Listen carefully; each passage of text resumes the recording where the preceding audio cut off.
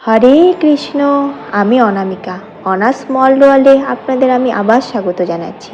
আজকে চলে এলাম আরেকটি নতুন ভিডিও নিয়ে। আজকে আমি আপনাদের শ্রীমদ্ ভগবদ্গীতা যথাযথ থেকে প্রথম অধ্যায়ের 8 নম্বর শ্লোকটি পাঠ করে শোনাব।